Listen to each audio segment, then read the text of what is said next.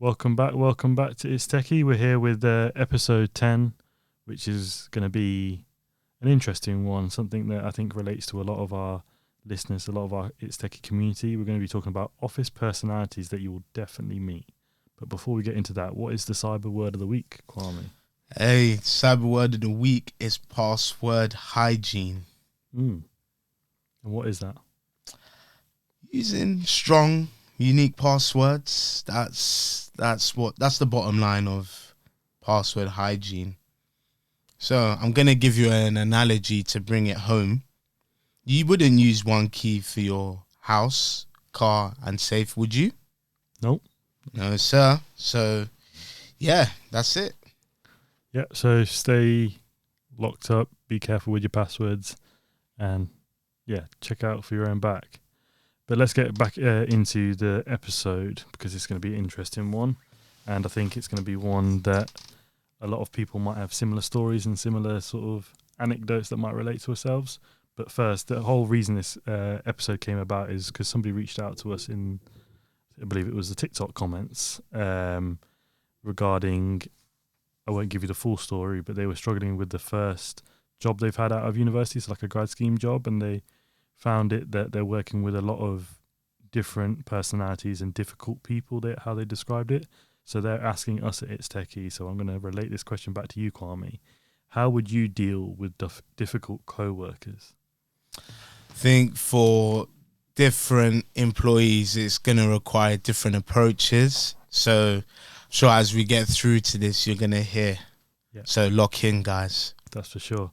But let's just start with the difficult co-workers. I think you've got to understand at work it is a little bit like school. It's a lot of different personalities in one common place at one time. So you're always going to have, how would you say, like sort of trigger points or like sort of points of conflict, points of friction.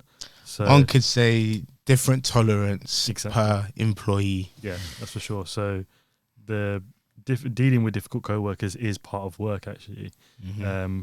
Probably something that you're not taught, but you've got to be able to bear with different people's personalities and be able to sort of react or not react in certain circumstances. Touche. And at worst case, you need to know how to move in a room full of vultures. Exactly. But sort of leading on to that point is that when we talked about in the promotions episode, this came out is this theme of a loud personality in the office.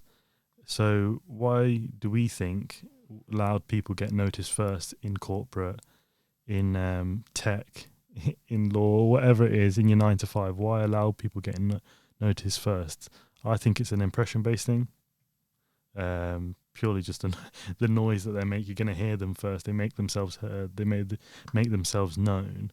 But what's your opinion on that? My opinion of the loud fraud, so to speak, is just is noise. So you can't not hear them. It's whether you want to tap into hearing them or not. But yeah, they do get noticed. I think it's what you do with that subsequently is going to make or break that person. But we all know a loud fraud. And if you don't know them, it's probably you. But do you think these loud people are actually doing any work, or they're just loud for being loud's sake? You know what? Because I'm not a loud fraud, I can't answer that question. Fair enough. I think sometimes it is to mask the lack of, when somebody's like, I used to have it when I did some work on a building site of somebody that was just walking around so you'd always see them, but you'd actually never see them pick up a brick or anything like that. You know what I mean? So it's that theory of that, I guess, because you can see them, you think that they're doing something. So in this case, you can hear them, so they must be busy or they must be involved in a lot of important stuff, but not necessarily, I don't think, all the time. It's true. We got to play devil's advocate. Yes, they're being loud, but is this just a mask to cover their incompetence? Yeah, incompetence or maybe even insecurities in some sense. Yeah, that's fair to say. But yeah, because some people just put on a bit of a facade, would you say? A bit of an act? A bit. A lot. Yeah, people be acting out there, that's for sure. Yeah, man. Yeah, unpaid actors, whatever their original role is, that's not even what they're there for. They're just playing the game to get that bread. Yeah, but I think that's that's one of our mantras here at It's Techie, is that we want to sort of give that sort of impression or feeling to our community that you don't need to change your personality. You don't need to force yourself to be someone that's not yourself. Like, be you. That's why you're hired. So anybody that's just recently into the industry or gonna join the industry soon, don't think that you need to be someone that you're not. You've been hired because they've liked who you are, isn't it? They've understood that you've got certain quirks to your personality that they might not have, but they don't want you to all just be loud and shouting and doing no work, do they? So they want you to be yourself, I think. Yeah. But it's not necessarily that the loud people are always going to get through, but they might get through the first few hurdles when it comes to promotions and stuff, I think, like we said in a previous episode a few weeks ago, but eventually they'll get found out. But what you actually need to do is just focus on your work. But talking about focusing on your work, have you ever been that sort of, I don't want to say, I feel like try hard's a bit strong, but have you ever, seen as you're not the loudest person in the room, are you a try hard, would you say? No. Do you know what? I've never put it into character traits of just being my authentic self. It's an but interesting not one. try hard, because at the end of the day, you have to look at what is your motivations and why are you doing what you're doing. Sometimes it aligns with the company, sometimes it doesn't. Yeah. We don't really get a chance to reflect on, oh, I acted like this today. How does that come across? But I don't think I've worked with you now for a couple of years, and I don't think we've ever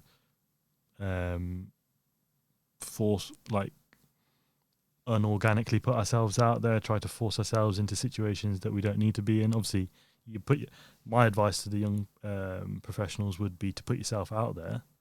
If that's being a tryhard, then maybe, I don't know. It's subjective. Yeah, I think it's very subjective and very situational. For me, tryhard is somebody that's just constantly begging for attention off the manager or the senior stakeholders in the company. But you don't need to be that. But what you do need to do in your early professional career is definitely put your hands up when something needs to be done or there's an opportunity for extra work to be done, I'd say. Yeah, I would second that, because you need to make a good impression. You need to show them why you were worth that employment contract.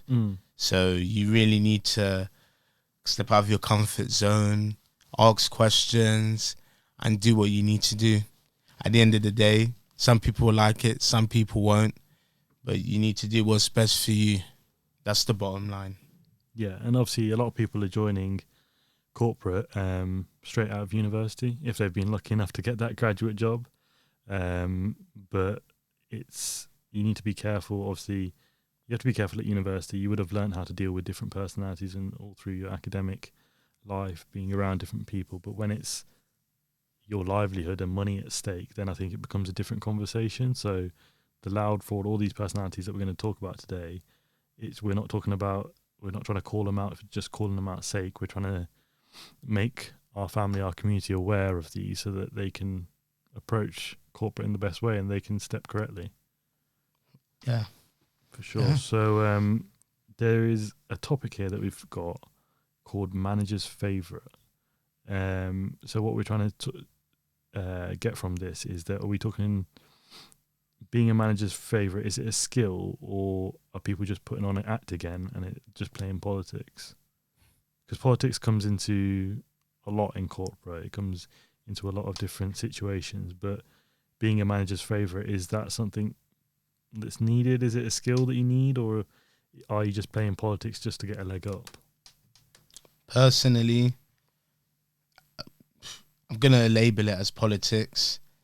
I think every interaction or relationship that you have with somebody needs to be organic. So I would never encourage or advise somebody to do it blasé and to do it with the wrong intent. Yeah, I think I second that. Is that you've got to be close to your manager, but you don't want to be sort of they can't feel like they can chuck everything across you, because some managers take the piss a little bit. Some of them, if you give them the more rope you give people, the more they're going to take. That sort of it's that sort of connotation, isn't it? It is. It definitely is. I think, what is it? Something you give an inch, they'll take a mile. Yeah, something like that. Yeah, That's something like it. that. So you got to be careful with your managers. You want to be close to them. Being their favourite's a bit of a stretch, but you need to be knowledgeable of what they like from yourself and what they don't like. But that does stretch into politics a little bit, because you're sort of playing I think politics, the definition of politics in corporate is sort of playing the game. I'd say politics equals playing the game. So it doesn't necessarily mean good. You're doing a good or bad thing. It's just that you're doing what needs to be done to progress. Yeah, you have to always understand your playing field and who the players are on there, and how to advance your career. Yeah, and if you're close with your manager, then that obviously keeps you close to opportunities and other things that are over the horizon, because obviously they'll be closer to the senior stakeholders within the company. So sometimes, or a lot of the time, it will actually be to your benefit. So don't feel shy because another colleague of yours is sort of making you feel bad that you're trying to be a sort of teacher's pet. There's no sort of there's no sort of niceties in corporate. It's a little bit of a selfish game, I'd say, wouldn't you? It is. Of course, it's a selfish game, but some people don't even realize that it's a game in the first place. Yeah, I think because it's a struggle when you come out of university. You're not taught that, are you? You're taught that sort of everybody's on the same team, and you're probably taught that at your company as well when you're joining in the inductions and stuff like that everybody's working together. But sometimes, and I'm not saying everybody's like that, 90% of people are nice in corporate and they want to see people succeed. What percentage? 90? Is that a bit 90? Yeah.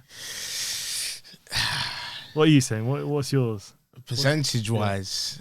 You can't be saying what, 50-50. Are we saying genuinely? Yeah, genuine like people that want to see you be successful in your own career and maybe want to sort of help you get to where you want to get to. It's lower than that. Lower than 90? Lower.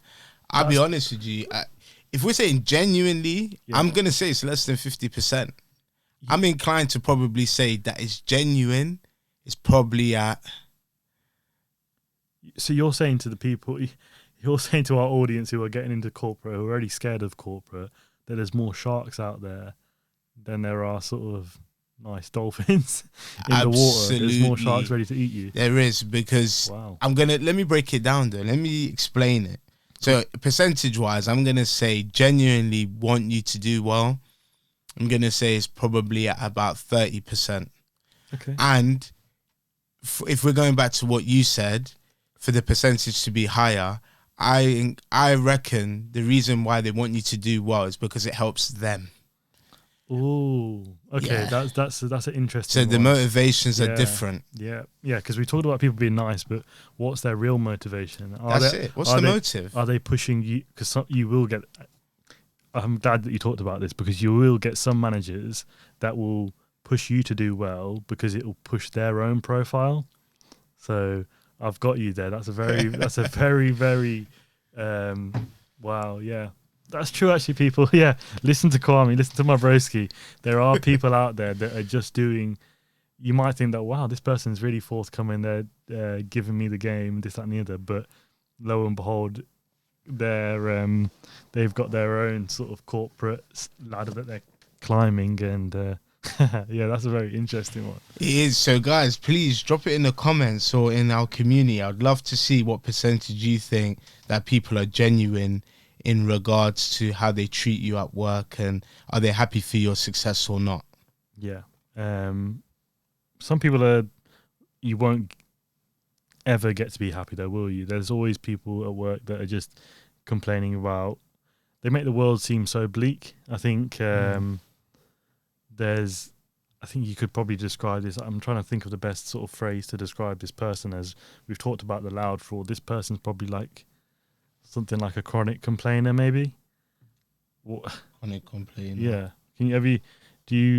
Have you come across that personality of a chronic complainer? Somebody that is never happy, whether it's Monday, Friday evening, and they're about to log off for the weekend. Yes, I have to distance myself from people like that, because it's kind of like, look at an apple. If it's rotten, yeah, and you put it against fresh apples, does it not seep into the other apples? Yeah. You have to stay away from them. Bad energy, stay far away. Far away. That's a lyric from a song. I don't know what song it is. Skepta, that's it. Shout out Skep. But yeah, some people you're never going to get to be happy, but you just need to, like my broski said, is that you just got to be aware that they're there, and don't let their negative energy rub off on you. That's it. But you can't just say you're in an office. You can't make it too bait though, innit? You can't just not be sort of talking to them, because then that bad energy sort of does get sort of propagated onto yourself. It's true. It's I like to consider it as like somewhat of an art form. You need to be aware of who they are, but that doesn't mean ignore them, don't give them the time of day. It just means you understand who they are and what principles that they operate, and you're not going to put yourself or compromise yourself in a certain situation where they can really feed into yourself. Yeah, and again, with all of these personalities, whether it be the complainer, the fraud, the teacher's pet, we're calling these out because you need to be aware of them. It's almost 100%. Like, we're not saying they're your enemies, because they should be your colleagues and looking out for you. But as Kwame said, that might be only 30% of people that are looking out for you. But it's that sort of thinking of keep your enemies close.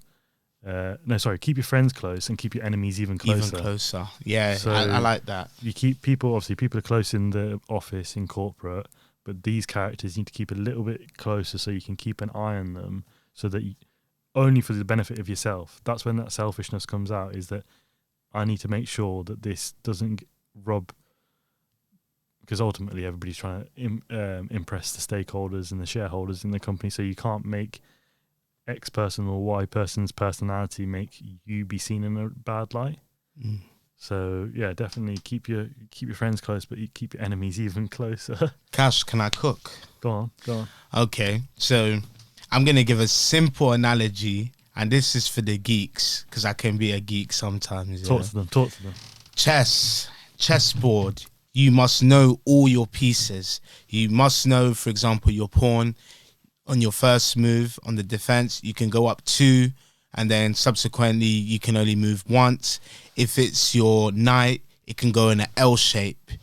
If you've got your rook, you know what a rook can do. So you have to be aware of all the players on the chessboard, because you don't know how they could turn or react, but you have awareness of them. Don't need to fear them, just have to have awareness.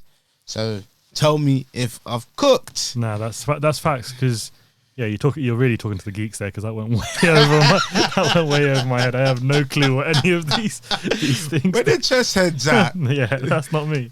Yeah, get in the comments if you're a chess head and you understood that, because I did not understand any of that. But yeah, I think the thing is on the chessboard is, like you said, actually it's a good analogy, because what is it? How many squares is a chessboard by chessboard? I don't know, about 10 by 10 or something like that. Whatever it is, you're never too far away from that personality or that chess piece, are you? It's true. So yeah, it's all about navigation, isn't it? You got to be a sat nav out there. It's got to be automatic though. That's what we're trying to say. It's not like, in chess. What I do know about chess is that you can't make it too bait, can you? Because sometimes what is it called when you're trying to catch somebody out? Okay, this has turned into more of a chess lesson than it has a podcast. So what do you mean, to try and capture the king? No, what is it when like you can't move anymore? When they've got you into a position that you can't move. So guys, hear me carefully.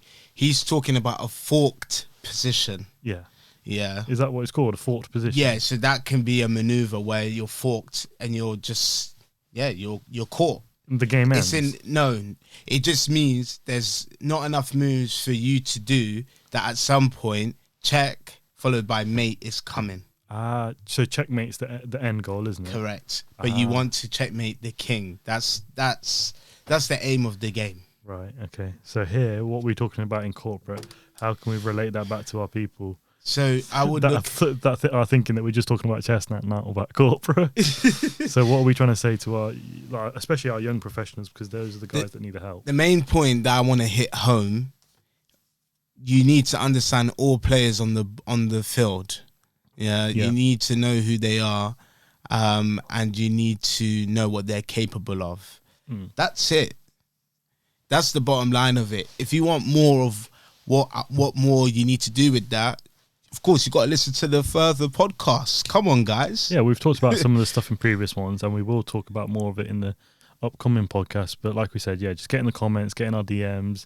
If you don't feel like commenting, just engage, and you give us what you want to talk about. Like we said today, we're talking about these different personalities because it was a DM that we received.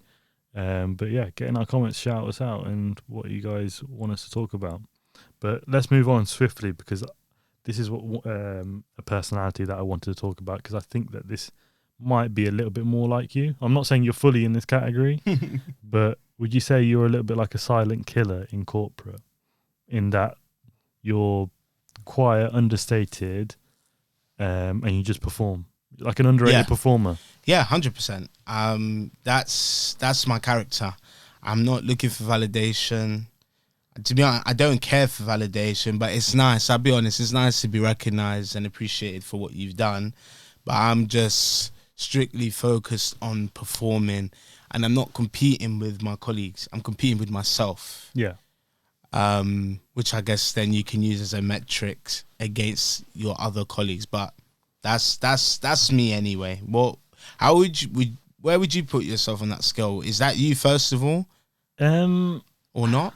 I don't know. I do like to. I think I seek that validation a little bit. I'll be honest. I'll speak my truth. I think I do need that, especially in my early stages of my career. I felt like I've definitely needed that. Obviously, coming out of that stage now, I'm a little bit more confident that I just do my job and I know I do it well. But I think what people might relate to is that, how do you know you're doing a good job if you're just a silent killer, basically? It's true. How did you get to that stage that you were like, I'm not the big sort of steak knife or bread knife. I'm like the scalpel. I'm just cool, calm, and just dangerous. My thing is, this sounds like a glazing session, by the way. It's definitely not that. No, it's definitely not. It's definitely not that. You know what? I think just as you go through your life, I think if you're confident and you trust yourself, there isn't anything that you really can't do. So how I would know that I'm doing the right things is the people that need to know that I'm good will know. That's all that I need. And the way that that's confirmed is in the one-to-ones, in the daily calls, in our retrospective to the client. This reinforces it. And this is a skill.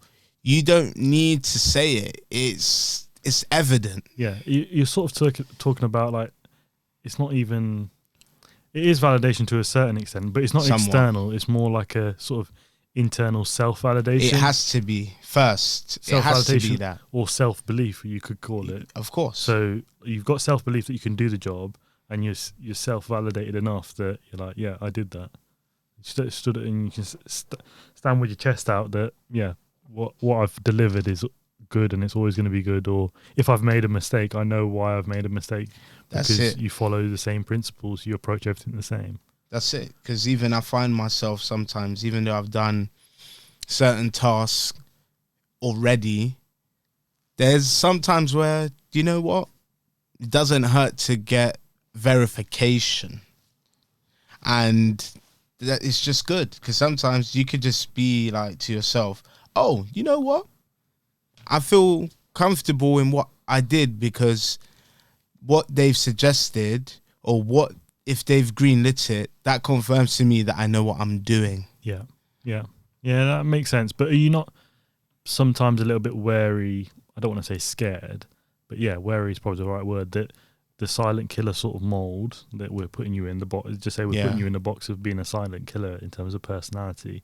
Could that not sometimes be perceived or sort of stray over into that sort of ghost employee mold that we talked about, somebody that sort of disappears into the background because you're not making, like you said, you're not the loudest person in the room.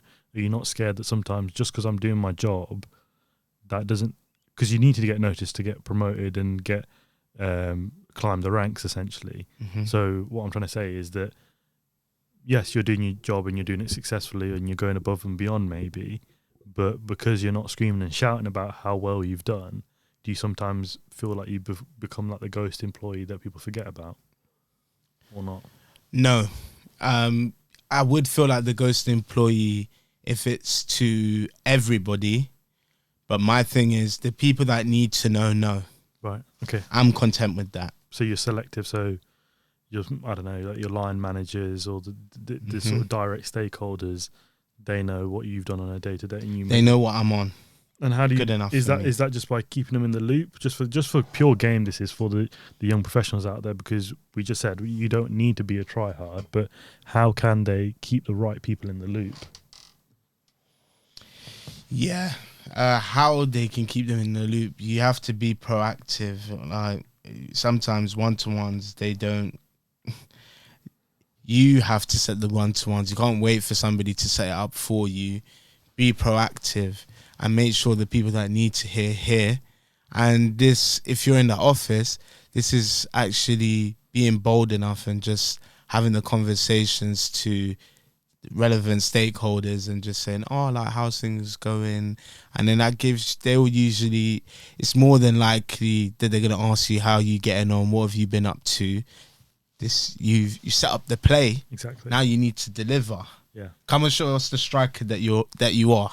Talk your talk. Yeah. No. And that's why we're so adamant on keeping the network close and sort of tight, if you know what I mean. 100%. Not just trying to speak to, it's not a swear word, but speak to anything Tom, Dick and Harry. You don't need to network. You don't need to be an over networker, because that's just fake, is it? You want to be smart and selective with it. Correct. It sounds like you've chosen X, Y, Z stakeholders in different parts in the company that, because they know you, you'll keep them some averse of what's going on in your sort of projects or general sort of career. 100%. So that's actually a gem, major gem for the audience. Is people always talk about, I feel like it's a bit of a what do they say? It's a bit of a sort of buzzword, isn't it? Sort of networking. And maybe that's sort of, I think generally in social media we see that it sort of strays over into the over networking being fake with it. But what Kwame's talking about here is, or how I've inferred it, is he's networked proactively with the right personnel.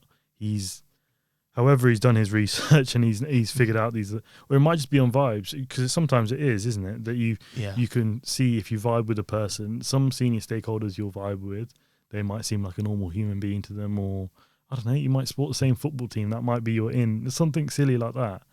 But you've obviously found those people and you want to keep them averse of what's going on in your situation. 100%. This is what I mentioned earlier on in the podcast. Know who your players are.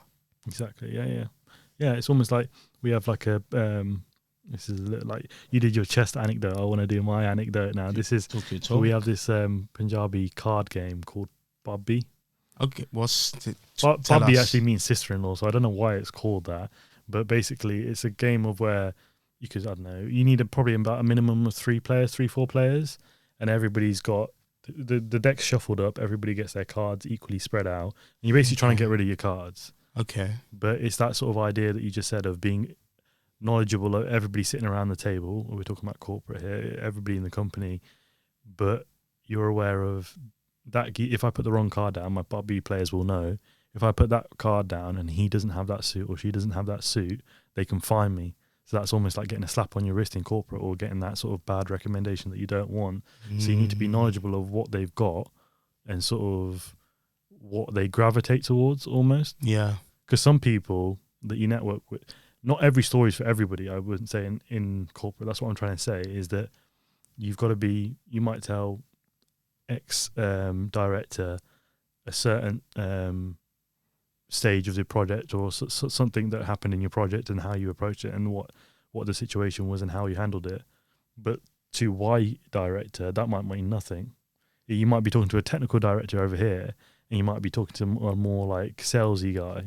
The salesy guy don't want to hear about technical stuff purely because they can't understand it most of the time. It's true. But and same with the technical person wants you to keep it very much. I did X, it equals Y, and that means Z. I got Z answer, and that's how it relates to me. They're very sort of methodical with it. Yeah, to the point. Yeah, whereas that salesy person wants you to give them a pretty story, sell them on on why you're the best employee, isn't it? Yeah, I like that. That's a very, very good point. Knowing how to talk to that particular stakeholder. Yeah, guys, unlocked another gem there. Exactly. So yeah, we've taught you about. Don't say we don't teach you anything. It's techie. We're teaching you. Maybe we might not teach you about corporate. But we're teaching you about chess, and we're teaching you about Barbie. So yeah. Do you know what the game you described? Yeah, that's the same objective as dominoes, but with dominoes. I've never played dominoes. Oh, you've never? I've never played dominoes. Okay, nah, it's guys. Correct me if you've played both. Can you co-sign what I'm saying or not? Yeah, but Barbie, for my Punjabi listeners, that's a goated game out there. So that's definitely that's a household game in our culture. So, but let's move on. Let's not get too deep into the card game lore. Let's move on to another community question that we were meaning to answer in the previous episode, but I thought it worked a little bit better here, seeing as we're talking about office personalities. Somebody said to us, how do I stay out of the office drama? Or actually, rather, should I stay out of the office drama? I think this is a pretty simple answer now. Very simple. Mind the business that pays you. Exactly. Stay far, far away from any drama, anybody causing any drama, anybody trying to sort of instigate drama. There's different stripes to drama, there's different colours to drama, but just anything drama related, just stay far, far away, I'd say, no? Exactly that. Yeah, so Kash and Kwame, we don't co-sign that. No, we don't entertain that for sure. No, around here. No. It's Techie is not about the drama. We're all about the hard workers and people that have got a plan and want to follow that plan and be successful, but also have a little bit of fun at the same time. Of course. But are there people in the office that you say have too much fun?